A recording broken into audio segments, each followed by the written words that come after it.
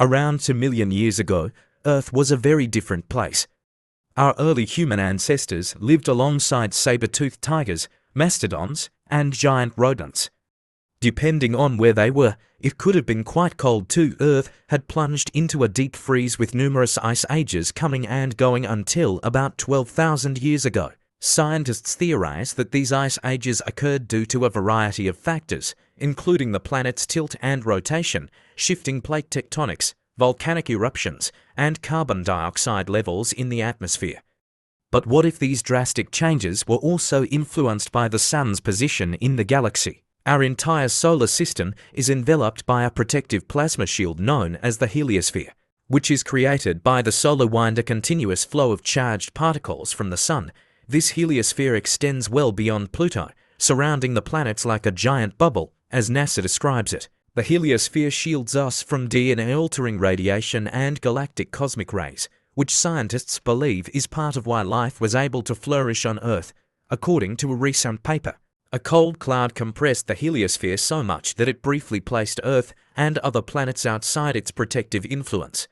Their models have reshaped our scientific understanding of the heliosphere and how the solar wind, pushing against the interstellar medium, the space between stars and beyond the heliosphere, structures this bubble. Their theory suggests the heliosphere is shaped like a puffy croissant, a concept that has stirred the space physics community. This research sheds new light on how the heliosphere's shape and the Sun's movement through space could influence Earth's atmospheric chemistry.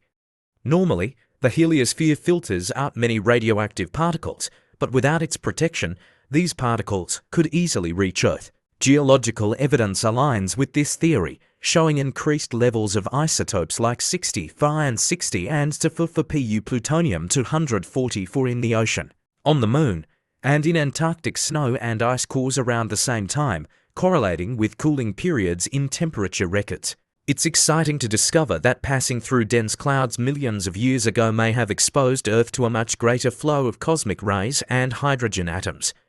Our findings open a new window on the relationship between the evolution of life on Earth and our cosmic neighborhood.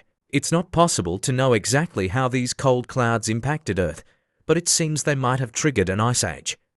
Opher points out that the Sun has likely encountered several such cold clouds over billions of years since it was born in the interstellar medium.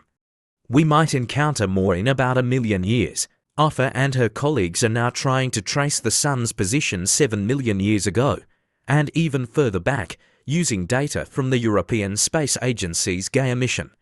This mission has created the largest 3D map of the galaxy, offering unprecedented insight into the motion of stars. This cloud was indeed in our past, and if we pass through such a massive thing, we get exposed to the interstellar medium, says Opher. The effects of intersecting with so much hydrogen and radioactive material are unclear. So Opher and her team at Boston University's Shield Solar Wind with Hydrogen Ion Exchange and Large-Scale Dynamics Drive Science Center are now investigating the potential impacts on Earth, including radiation, atmosphere, and climate. This is just the beginning, Opher says.